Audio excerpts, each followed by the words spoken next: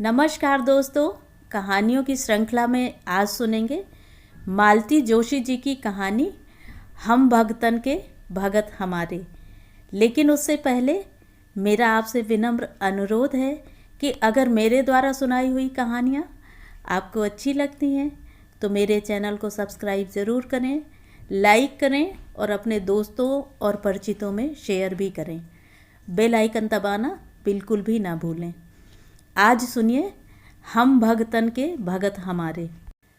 जीवन में प्रशंसा बहुत बटोरी है और प्रशंसक भी। इन प्रशंसकों से बहुत प्यार भी मिला है। ये लोग मेरी प्रेरणा रहे हैं और संबल भी।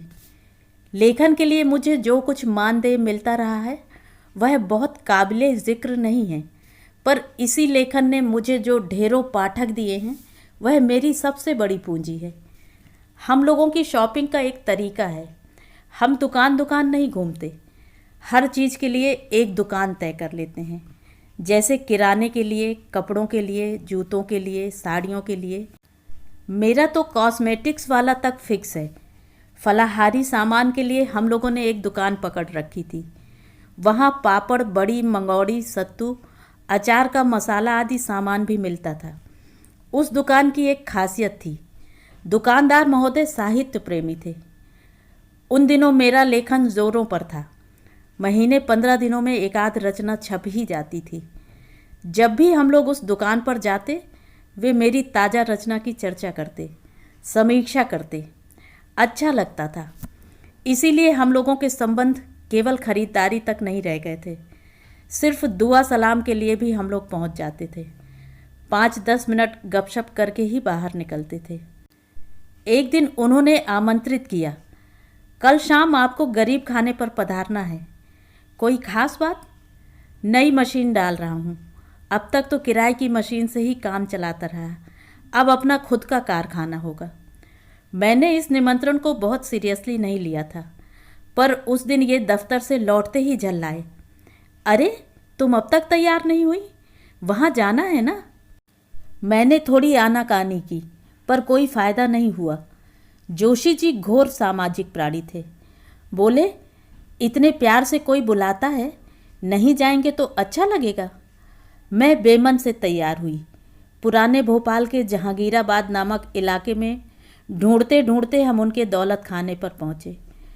अच्छा हुआ उन दिनों हमारे पास कार नहीं थी, एक काइनेटिक स्कूटर ही था, नहीं तो कार का तो उस गली में गुजरना ही मुश्किल था।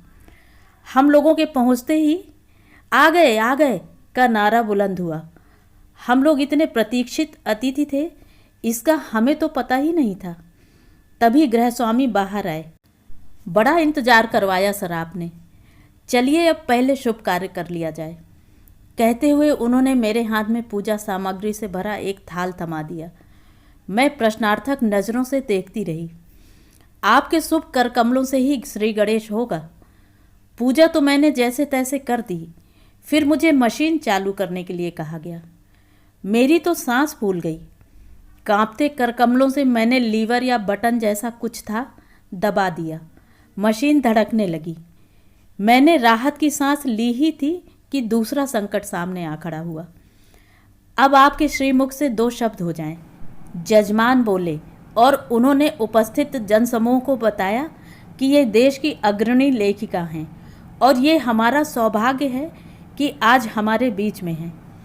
मैंने खा जाने वाली नज़रों से पतिदेव की ओर देखा, पर जैसी कि पतियों की आदत होती है, वे मुझे अनदेखा करके जानबूझकर किसी तीसरे व्यक्ति से बतिया रहे थे। मैंने वहाँ जो भी 2-4 शब्द बोले थे अब मुझे याद नहीं है, पर इतना निश्चित है कि वह देश की अग्रणी लेखिका की प्रतिष्ठा के अनुरूप नहीं थे। एक दिन बंगले में हम दोनों फुर्सत में बैठे हुए थे। घर में मेहमान नहीं थे और पतिदेव घर पर थे। ऐसा दुर्लभ संयोग बहुत मुश्किल से हो पाता था। हम उन क्षणों का आनंद लेते हुए टीवी देख रहे थे कि एक चपरासी ने एक विजिटिंग कार्ड ला कर दिया। ये सज्जन कौन है?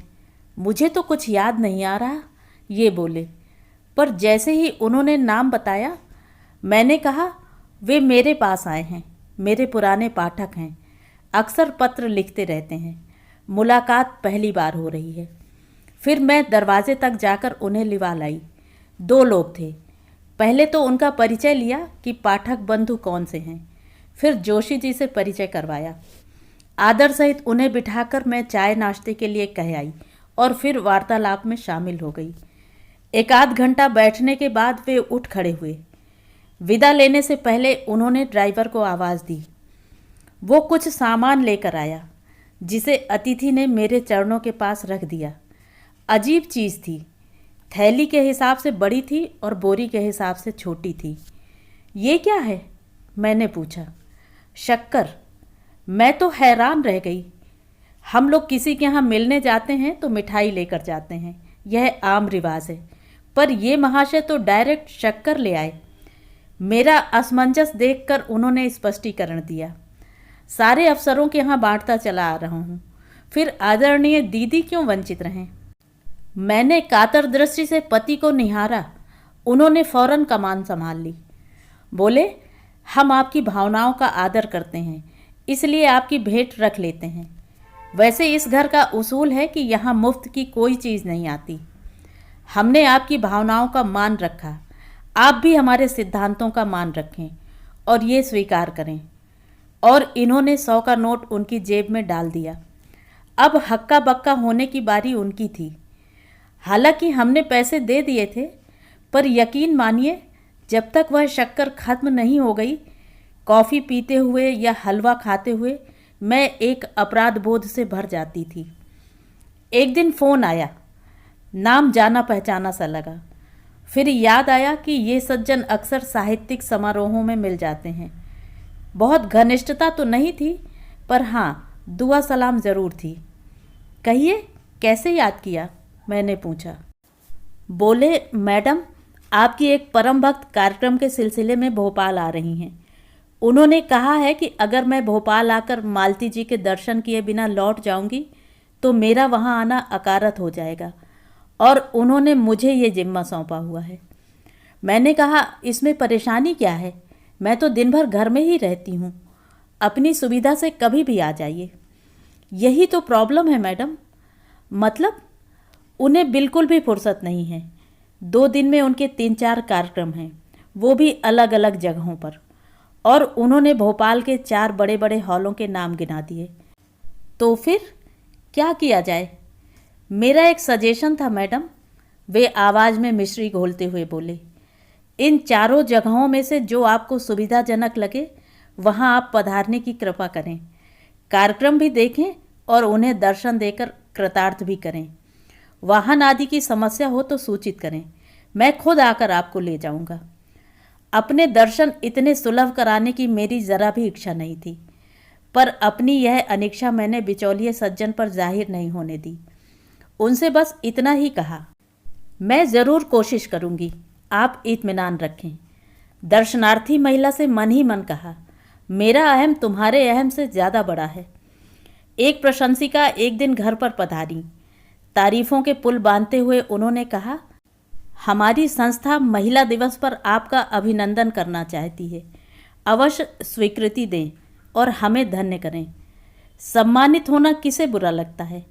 मैंने सहर्ष स्वीकृति दे दी। नियत तिथि पर ठीक 10 बजे सुबह वह मुझे लेने आई। आयोजन शहर के एक भव्य हॉल में था।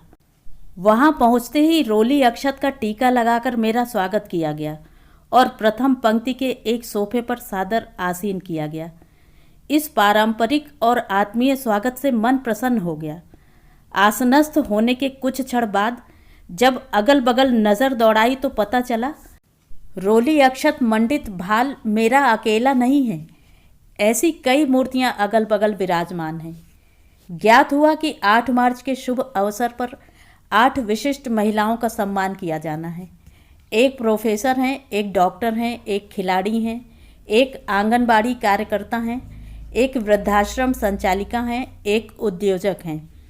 साहित्य के क्षेत्र में मुझे चुना गया था।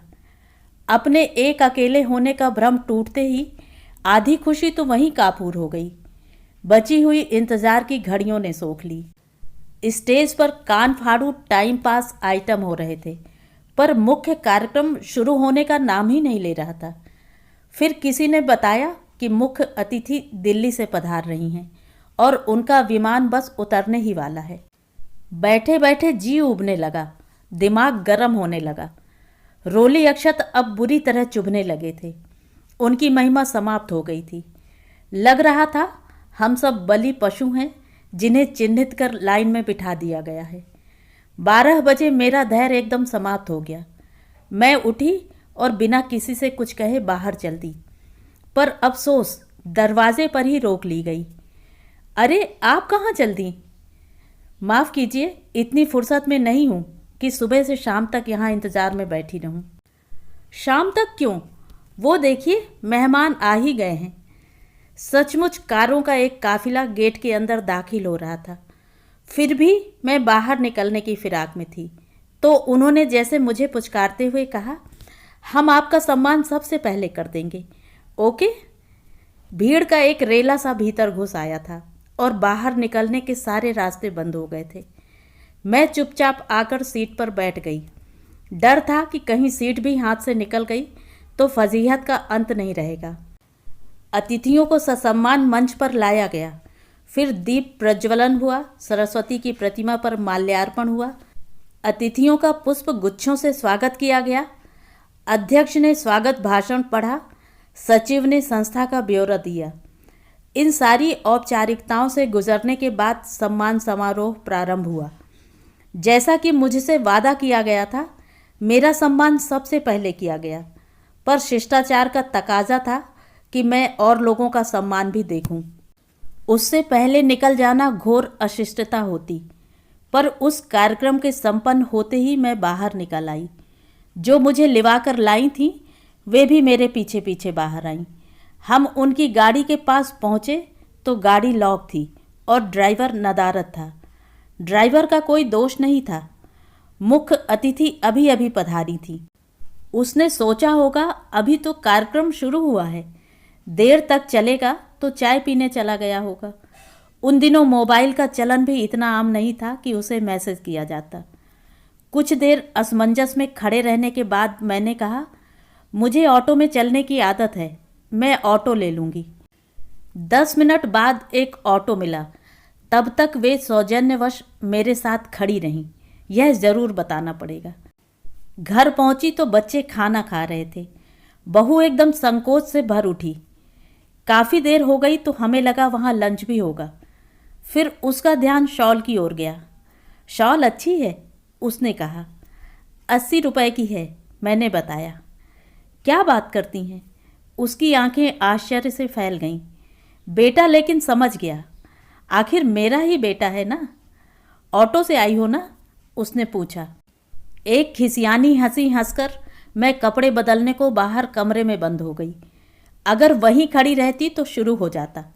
लाख बार कहा होगा कि सोच समझकर निमंत्रण स्वीकार किया कीजिए, पर नहीं। तो ये है मालती जोशी जी की संस्मरण कथा। आपको कैसी लगी? कमेंट करके ज़रूर बताएं।